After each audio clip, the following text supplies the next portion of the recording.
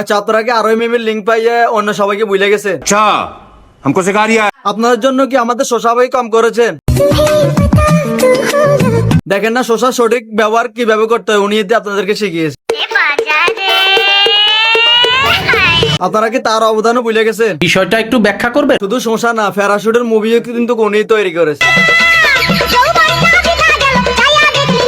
না, উনি তো বলেছেন ওনার কোনো একটা ভিডিও বাইর হয়েছে, ভিডিও মানে খারাপ একটা ভিডিও ভাইরাল হয়েছে।